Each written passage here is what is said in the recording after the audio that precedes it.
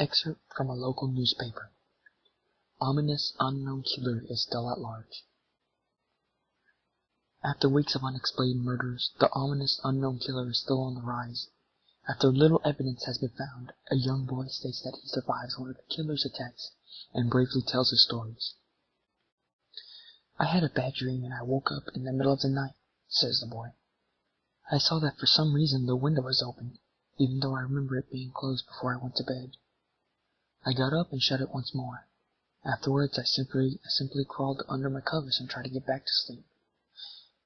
That's when I had a strange feeling, like someone was watching me. I looked up and nearly jumped out of my bed. There, in a little ray of light, illuminating from between my curtains, were a pair of two eyes. They weren't regular eyes. They were dark, ominous eyes. They were bordered in black and just plain out terrified me. That's when I saw his mouth. A long, horrendous smile that made every hair on my body stand up. The figure stood there watching me. Finally, after what seemed like forever, he said it. A simple phrase, but said in a way only a man could speak. A madman could speak. He said, "Go to sleep." I let out a scream. That's what sent him at me. He pulled up a knife, aiming at my heart. He jumped on my top of my bed, and I fought him back. I kicked, I punched, I rolled around, trying to knock him off me. That's when my dad busted in. The man threw the knife into my dad's shoulder. The man probably would have finished him off if one of my neighbors hadn't alerted the police. They drove into the parking lot and ran towards the door. The man turned and ran down the hallway. I heard a smash like glass breaking. As I came out of my room, I saw the window that was pointing towards the back of my house was broken. I looked out to see him vanish into the distance. I can tell you one thing. I will never forget that face. Those cold, evil eyes and that psychotic smile. They will never leave my head. Police are still on the look for this man. If you see anyone that fits the description in this story, please contact your local police department. Jeff and his family had just moved into a new neighborhood. His dad had gotten a promotion at work, and he thought it would be best to live in one of those fancy neighborhoods. Jeff and his brother Louie couldn't complain, though. A new, better house. What was not to love? As they were getting unpacked, one of their neighbors came by. "Hello," she said. "I'm Barbara. I live across the street from you." "Well, I just wanted to introduce myself, and to introduce my son." She turns around and calls her son over. "Billy, these are our new neighbors." Billy said hi and ran back to play in his yard. "Well," said Jeff's mom, "I'm Margaret, and this is my husband Peter, and my two sons, Jeff and Lou." They each introduced themselves, and then Barbara invited them to her son's birthday. Jeff and his brother were about to object when their mother said they would love to. When Jeff and his family are done packing, Jeff went up to his mom. "Mom, why would you invite us to some kid's party? If you haven't noticed, I'm not some dumb kid." "Jeff," said his mother, "we just moved here. We should show that we want to spend time with our neighbors. Now we're going to that party, and that's final." Jeff started to talk, but stopped himself, knowing that he couldn't do anything. Whenever his mom said something, it was final. He walked up to his room and flopped down on his bed. He sat there looking at the ceiling when suddenly he got a weird feeling. Not so much of pain, but a weird feeling. He dismissed it as just some random feeling. He heard his mother call him down to get his stuff, and he walked down to get it. The next day, Jeff walked downstairs to get a breakfast and got ready for school. As he sat there eating his breakfast, he once again got that feeling. This time it was stronger. It gave him a slight tugging pain, but he once again dismissed it. As he and Lou finished breakfast, they walked down to the bus stop. They sat there waiting for the bus, and then all of a sudden some kid on a skateboard jumped over them, only inches above their laps. They both jumped in surprise. "Hey, what the hell?" The kid landed and turned back to them. He kicked the skateboard up and caught it with his hands. The kid seems to be about 12, 1 year younger than Jeff. He wears an Aeropostale shirt and ripped blue jeans. "Well, well, well, looks like we got some new meat," Suddenly 2 other kids appeared. One was super skinny, and the other was huge. Well, since you're new here, I'd like to introduce ourselves. Over there is Keith. Jeff and Lou looked over the skinny kid. He had a dopey face that you would expect a sidekick to have. And he's Troy. They looked over at the fat kid. Talk about a tub of lard. This kid looked like he hadn't exercised since he was crawling. And I, said the first kid, am Randy. Now, for all the kids in this neighborhood, there is a small prize for bus fare, if you catch my drift. Lou stood up, ready to punch the lights out of the kid when one of his friends pulled a knife on him. I hoped you would be more cooperative, but it seems we must do this the hard way. The kid walked up to Lou and took his wallet out of his pocket. Jeff got that feeling again. That was truly strong. A burning sensation. He stood up, but Lou gestured him to sit down. Jeff ignored him and walked up to the kid. Listen here, you little punk. Give back my bro's wallet or else. Randy put the wallet in his pocket and pulled out his own knife. Oh? And what will you do? Just as he finished the sentence, Jeff popped the kid in the nose. As Randy reached for his face, Jeff grabbed the kid's wrist and broke it. Randy screamed, and Jeff grabbed the knife from his hand. Troy and Keith rushed Jeff, but Jeff was too quick. He threw Randy to the ground. Keith lashed out at him, but Jeff ducked and stabbed him in the arm. Keith dropped his knife and fell to the ground screaming. Troy crushed him too, but Jeff didn't even need the knife. He just punched Troy straight in the stomach and Troy went down. As he fell, he puked all over. Lou could do nothing but look in amazement at Jeff. Jeff, how did you... That was all he said. They saw the bus coming and knew they'd be billing for the whole thing, so they started running as fast as they could. As they ran, they looked back and saw the bus driver rushing over to Randy and the others. As Jeff and Lou made it to school, they didn't dare tell what happened. All they did was sit and listen. Lou just thought of that as his brother beating up a few kids, but Jeff knew it was more. It was something scary. As he got that feeling, he felt how powerful it was, the urge to just hurt someone. He didn't like how it sounded, but he couldn't help feeling happy. He felt that strange feeling go away and stay away for the entire day of school. Even as he walked home due to the whole thing near the bus stop, and how now he probably wouldn't be taking the bus anymore, he felt happy.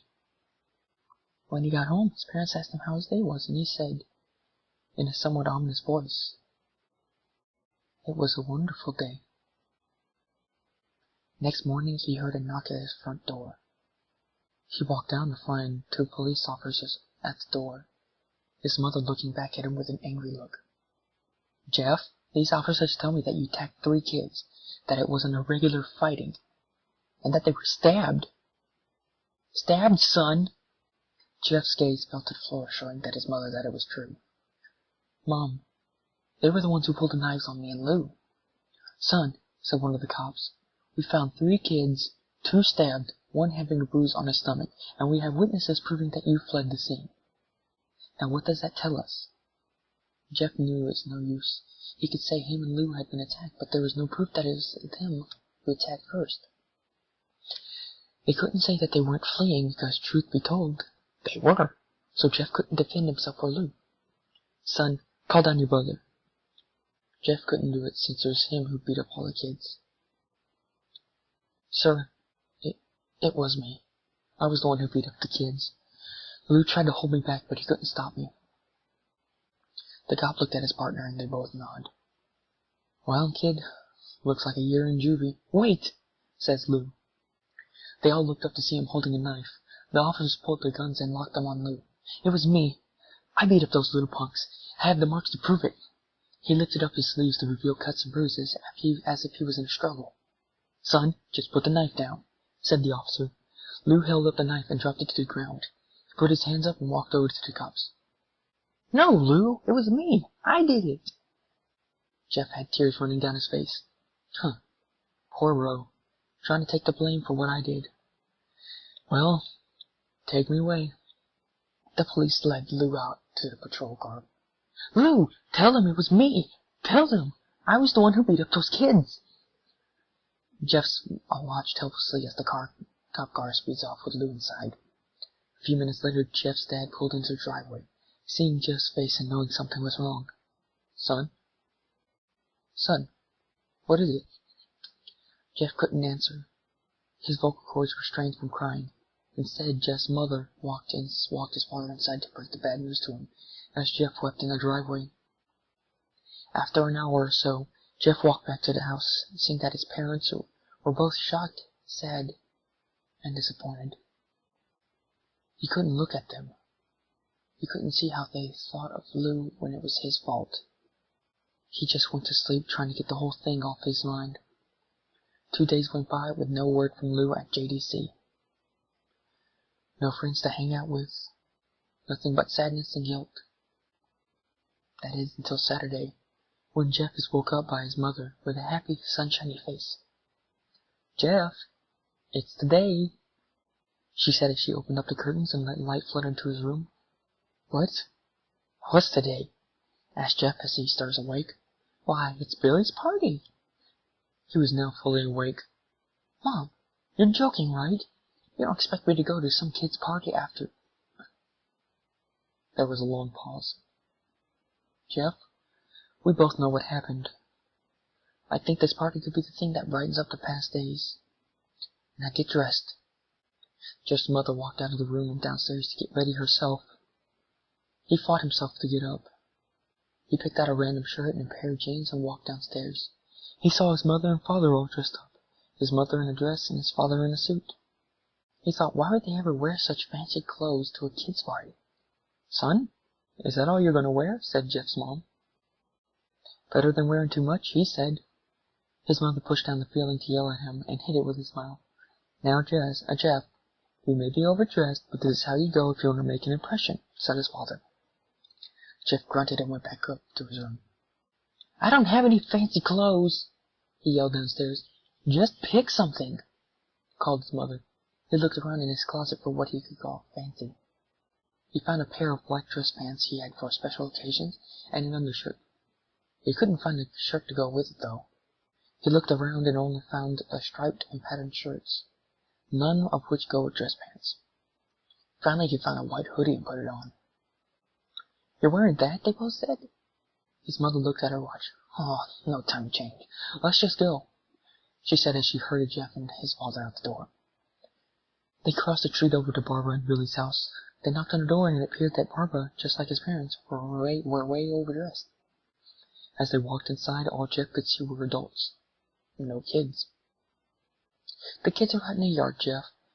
How about you go and meet some of them?" said Barbara. Jeff walked outside to a yard full of kids. They were running around in weird cowboy costumes and shooting each other with plastic guns. He might as well be standing in the Toys R Us. Suddenly a kid came up to him and handed him a toy gun and a hat. "Hey, wanna play?" he said. No, kid. I'm way too old for this stuff." The kid looked at him with that weird pup dog face. "Please?" said the kid. "Fine," said Jeff. He put on the hat and started to pretend to shoot at the kids. At first he thought it was all totally ridiculous, but then he started to actually have fun. It might not have been super cool, but it was the first time he had done something that took his mind off of Lou. So he played with the kids for a while, until he heard a noise. A weird rolling noise. Then it hit him. Randy, Troy, and Keith all jumped over the fence on their skateboards.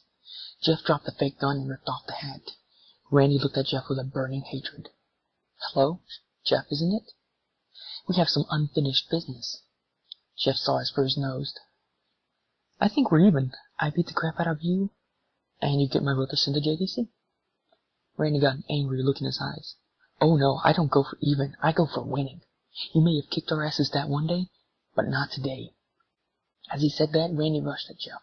They both fell to the ground. Randy punched Jeff in the nose, and Jeff grabbed him by the ears and headbutted him. Jeff rushed Randy off of him, and both rose to their feet. Kids were screaming, and parents were running out of the house. Troy and Keith both pulled guns out of their pockets. "No one interrupts or guts will fly," they said. Randy pulled a knife on Jeff and stabbed it into his shoulder. Jeff screamed and fell to his knees. Randy started kicking him in the face. After 3 kicks, Jeff grabbed his foot and twisted it, causing Randy to fall to the ground. Jeff stood up and walked towards the back door. Troy grabbed him. "Need some help?" He picks Jeff up by the back of the collar and throws him through the patio door. As Jeff tries to stand, he is kicked down to the ground. Randy repeatedly starts kicking Jeff until he starts to cough out blood. Come on, Jeff. Fight me. He picks Jeff up and throws him into the kitchen. Randy sees a bottle of vodka on the counter and smashes the glass over Jeff's head. Fight! He throws Jeff back into the living room. Come on, Jeff. Look at me. Jeff glances up, his face riddled with blood. I was the one who got your brother sent to JDC. And now you're just going to sit there and let him rot in there for a whole year? You should be ashamed. Jeff starts to get up. Oh, finally, you stand and fight. Jeff is now to his feet, blood and vodka on his face. Once again, he gets that strange feeling. The one which he hasn't felt for a while. Finally, he's up, says Randy as he runs at Jeff. That's when it happens. Something inside Jeff snaps. His psyche is destroyed. All rational thinking is gone. All he can do is kill. He grabs Randy and pile drives him to the ground. He gets on top of him and punches him straight in the heart. The punch causes Randy's heart to stop. As Randy gasps for breath, Jeff hammers down on him, punch after punch. Blood gushes from Randy's body until he takes one final breath and dies. Everyone is looking at Jeff now. The parents, the crying kids, even Troy and Keith. All they easily break from their gaze and point their guns at Jeff. Jeff sees the guns trained on him and runs for the stairs. As he runs, Troy and Keith let out fire on him, each shot missing. Jeff runs up the stairs. He hears Troy and Keith follow up behind him. As they let out final rounds of bullets, Jeff ducks into the bathroom. He grabs a towel rack and rips it off the wall. Troy and Keith race in, knives ready.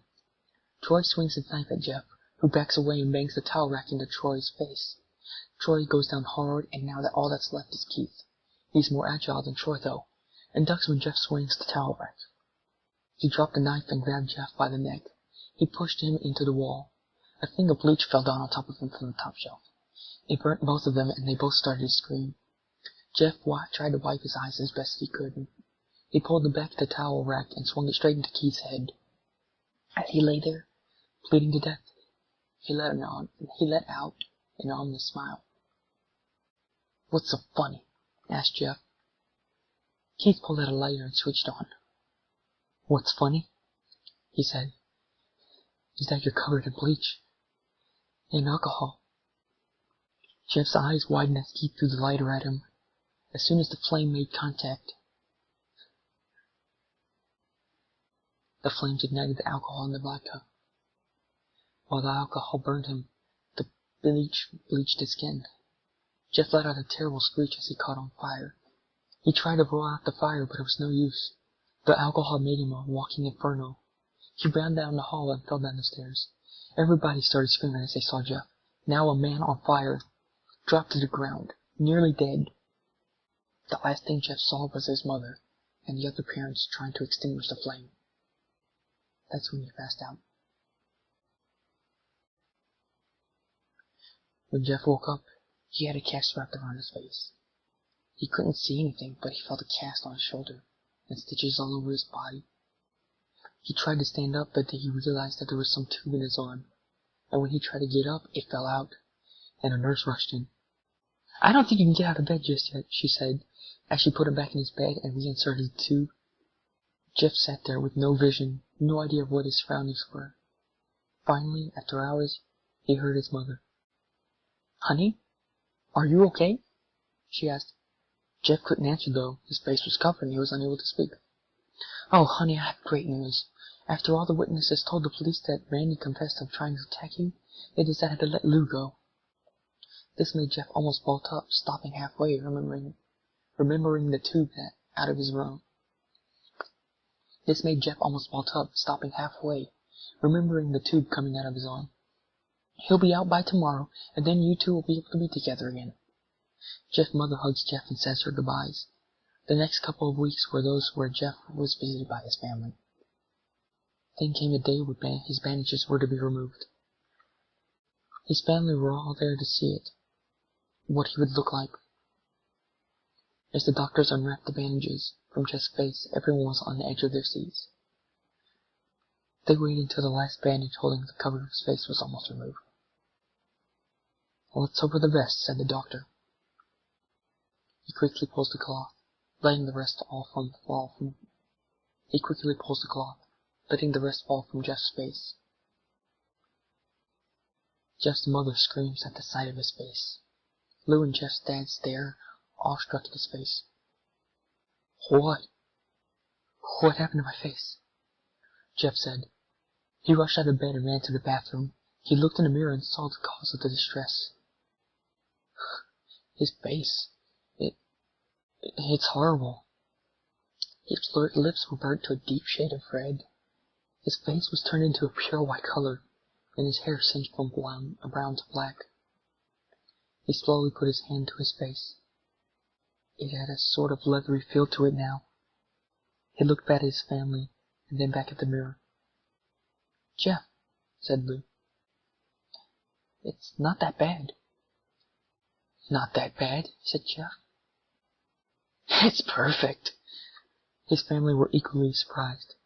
Jeff started laughing uncontrollably as his parents noticed that his left eye and hand were twitching.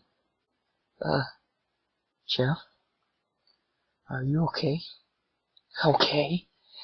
I've never felt more happy." "Look at me. This face goes perfectly with me." He couldn't stop laughing. He stroked his face, feeling it, looking at it in the mirror. What caused this? Well, you may recall that when Jeff was fighting Randy, something in his mind, his sanity snapped.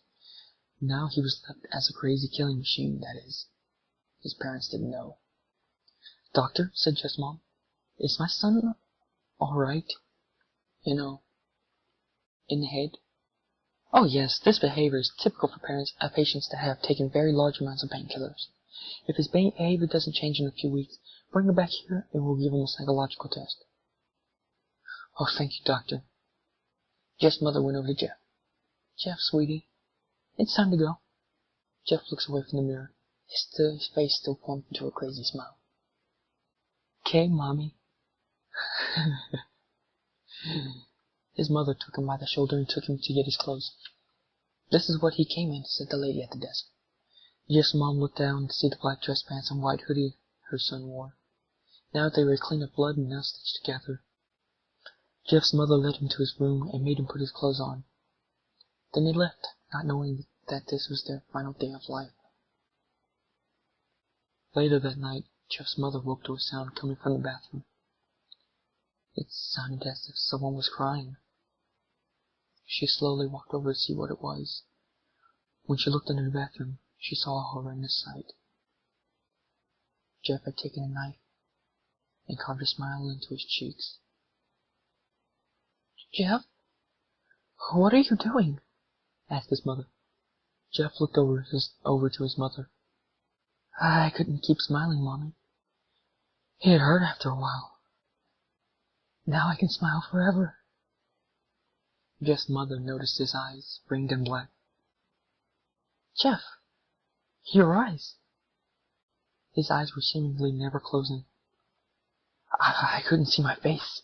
I got tired and my eyes started to close. I burned out the eyelids so I could see myself forever. My new face." Jeff's mother slowly started to back away, seeing that her son was going insane. "What's wrong, Mommy? Aren't I beautiful?" "Yes, son," she said. "Yes, you are. Let me go get Daddy, so he can see your face." She ran into the room and shook Jeff's dad from sleep. "Honey, get the gun. Wait." She stopped as she saw Jeff in the doorway, holding a knife. "Mommy, you lied." That's the last thing they hear as Jeff rushes them with a knife, gutting both of them. His brother Lou woke up, startled by some noise. He didn't hear anything else, so he just shut his eyes and tried to go back to sleep. As he was on the border of slumber, he got the strangest feeling that someone was watching him. He looked up before Jeff's hand covered his mouth. He slowly raised the knife, ready to plunge it into Lou. Lou thrashed here and there, trying to escape Jeff's grip. "Shh," Jeff said. "Just go to sleep."